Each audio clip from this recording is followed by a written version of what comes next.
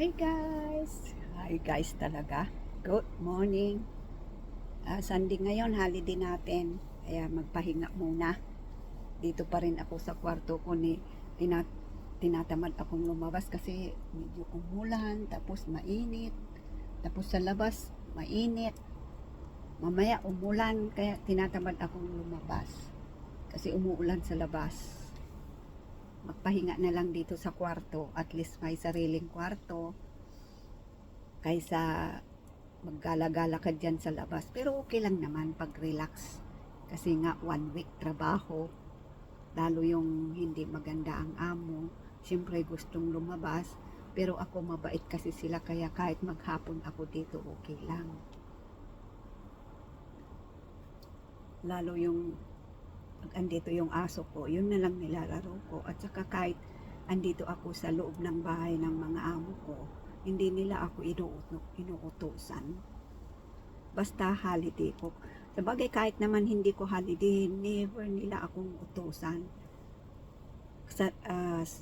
Bahala ako sa trabaho ko, sa time ko.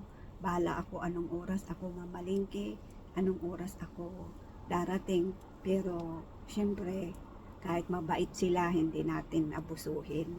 Kasi yun yung minsan pag inaabuso mo yung mabait na amo mo, yun ang magiging minsan inuobserbahan ka rin. Mati-terminate ka talaga. Kaya ako kahit mabait sila, nasa control pa rin ako kahit lumabas ako sa labas, mamalingki. Balik din ako agad pagkatapos ko mamalingki. Kaya yun kabait mga amo ko. At saka, noong una ko lang ganyan, yung una lang amo ko, syempre may matanda. Mahirap talaga pag may matanda kang kasama. Hindi naman lahat, pero karamihan kasi kung may matanda ka, hindi ka comfortable. Tapos, ignoring ba talaga? Hindi naman lahat ng matatanda ay ignoring, hindi naman.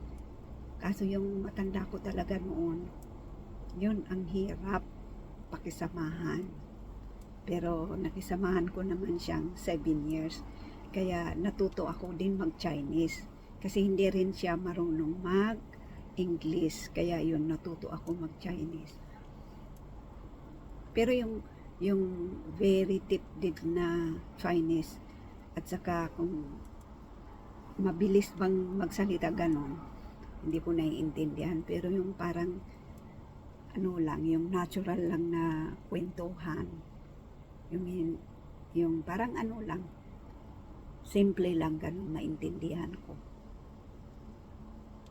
Lalo sa palengke, papunta mo sa palengke, pagpunta mo sa palengke, hindi nila naiintindihan in English. Eh syempre, kailangan marunong ka din, maintindihan mo yung sinasabi nila.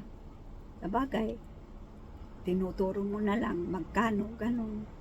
Kung hindi mo maintindihan kung magkano, bigay mo na lang yung pera, susuklihan niya bago kaan. Pero madali lang pala yung bilang mga Chinese, at saka yung salita nila. Parang ang hirap pagbago, pero hindi pala mahirap. Ang madali ring maintindihan. Noong bago ako dito, kahit parang hindi ko talaga matutunan na magsalita ng Chinese. Pero ngayon, okay lang naman kung may matanda ka, doon ka matuto.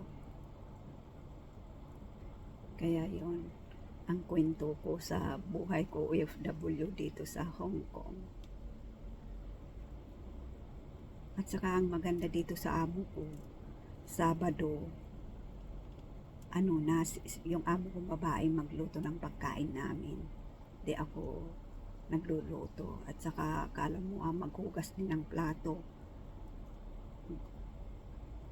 Kaya yun ang mabait sa amo ko, kasi noon daw mahirap din sila. Kaya maintindihan nila ang kalagayan ng mga OFW. Yun lang guys ang kwento ko. Bye bye.